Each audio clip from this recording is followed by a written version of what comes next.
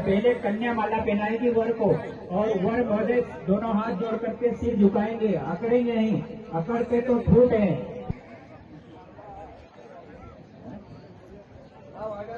वो जो जलपात्र रखा है उसे हटा दे, उसका हो गया उपयोग। आपको जिन्होंने मालाएं लाई है घर से वो भी यूज कर सकते हैं, वो ले सकते हैं। हाँ, अगर कोई पहले से मालाएं लाए हैं तो उसके भी उसका उपयोग कर सकते हैं, उनका उपयोग कर सकते हैं।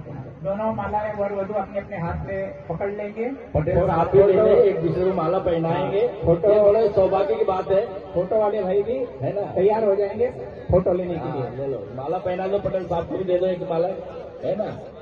हम हमारे कर्म सदैव है सम्मान हो रहा है एक दूसरे रहे कि हम एक दूसरे के हमारे कार्यों की चर्चा हो। जिस प्रकार ये फूलों की सुगंधी खुशबू है आज के दिन आपके पास, ये खुशबू आपके प्यार के रूप में हमेशा जीवन भर बनी रहे। आपका दाम्पत्य जीवन इन फूलों के समान खुशबूवान रहे। लोग बार आपके के गृहस्थ जीवन की चर्चा करें। ओम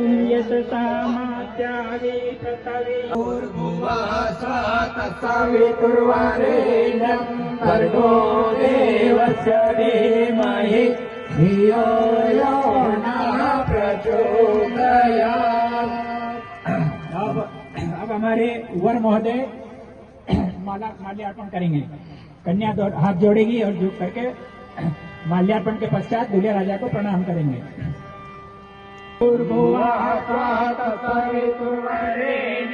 भर्गो देवस्य धीमहि धियो यो नः प्रचोदयात्। अभी ऐसे ही हाथ जोड़कर खड़े रहेंगे। दुल्हन के माता पिता ने अभी आपको यह भार सौंप दिया है, आपको इसे जीवन भर निभाना है। आपसे इनके सुख दुख का ध्यान रखना है, इनके स्वास्थ्य का ध्यान रखना है, इनके रहन सहन कपड़े लगते इनकी जो आवश्यकता है वह आपके जिम्मे है, आप उनको निभाएंगे। आइए इस भाव के साथ यहाँ पे भजन होगा। जीतने का कभी प्रयत्न ही नहीं करे। दूल्हा दुल्हन ने हार पहनाया है तो अपनी हार माने। जहाँ जीत का सवाल उठता है तो वहाँ पे द्वंद्व पैदा होता है। तो दुल्हन को भी हार पहनाया, दूल्हे को भी हार पहनाया। हार मान ले अपनी तो कभी झगड़ा ही नहीं हुई घर में। तो हार पहनाने का बड़ा महत्व है। और सुगंध जैसा जीवन में फूल है, ऐसे आपके जीवन में भी सुगंध फैलता रहे।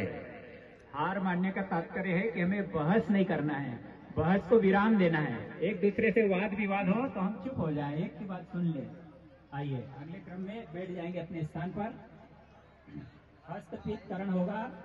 हमारी दुल्हन ध्यान देगी, दोनों हाथ इस प्रकार से खोलेंगे। कन्या की माता हाथ दुल्हन के हाथ में हल्दी लगाएगी। साथ में बैठे हुए ध्यान दे, दुल्हन की माता हो या उनके बड़े बुजुर्ग हो, वो बैठ वहां आ जाए और दुल्हन को हल्दी लगाए हाथ में, हस्त में करेंगे। कन्यादान वाले जो भी बंधु कन्यादान देना चाहे, जो सामग्री हो या नगद राशि हो, या मंच पर आकर दे जावे, अपनी रसीद ले जावे।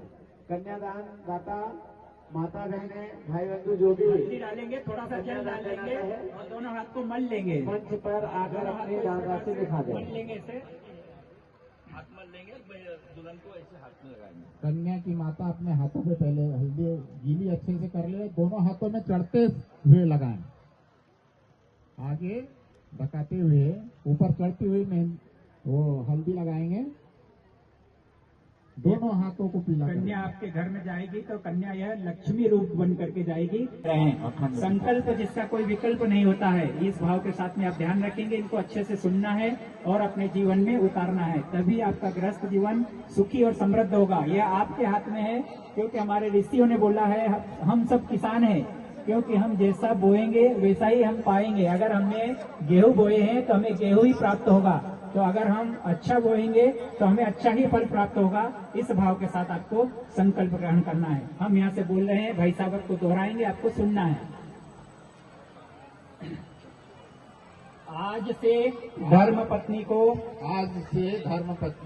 अर्धांगिनी घोषित करते हुए उसके साथ अपने व्यक्तित्व को मिलाकर एक नए जीवन की सृष्टि करता हूँ। अपने शरीर के अंगों की तरह धर्म पत्नी का ध्यान रखूंगा। अभी आप संकल्प ले रहे हैं कि अपने शरीर के अंगों की तरह अपनी धर्म पत्नी का ध्यान रखेंगे। जिस प्रकार ऐसा नहीं हो कि हमारी धर्म पत्नी का सिर दर्द हो रहा, पेट दर्द हो रहा, रात में उसको तकलीफ हो रही है और हम खर्राटे मार के सोए हैं, कहीं ऐसा नहीं हो। तो हमें यह आप संकल्प ले रहे सभी देवताओं की साक्षी में कि मैं धर्म पत्नी का ध्यान रखूंगा। तो आपको सदैव उनका स्वास्थ्य का ध्यान रखना है, उनकी प्रतिभा को बढ़ाना है, उनका सम्मान का ध्यान रखना है। आप यह भगवान की साक्षी में संकल्प ले रहे हैं। अगला है प्रसन्नता पूर्वक ओम महिरिव भोगे पयति बाहुल्यायितिं परिवादमानः अथो द्वाविश्वावयुनानि विकारों को चित्त में नहीं रखूंगा। उनके कारण असंतोष व्यक्त नहीं करूंगा। स्नेह पूर्वक सुधारने या सहन करते हुए आत्मीयता बनाए रखूंगा। अभी जो उनका रूप स्वास्थ्य गुण है उनको आपको स्वीकार करना है और सहन करना है। और स्नेह पूर्वक अगर कुछ कमी है तो प्यार से स्नेह पूर्वक उस कमी को दूर करना है। आपको अपने घर में अकेले में सबके सामने उनको अपमानित नहीं करना है, उनके सम्मान का ध्यान रखना है। अगला क्रम है पत्नी का मित्र बनकर रहूंगा और पूरा स्नेह देता रहूंगा। इस वचन का पालन पूरी निष्ठा के साथ सत्य के आधार पर करूंगा। पत्नी के लिए जिस प्रकार पतिव्रत धर्म की पालन करूंगा।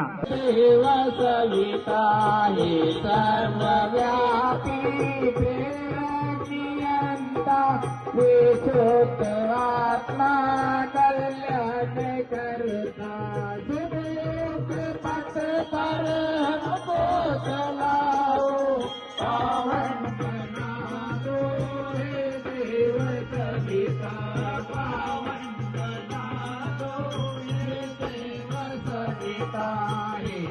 सब में जगा दो पावन बना दो हे देव सविता पावन बना दो हे देव सविता हे योगियों के शुभ मार्ग दर्शक सत्ज्ञान के आदि संचार करता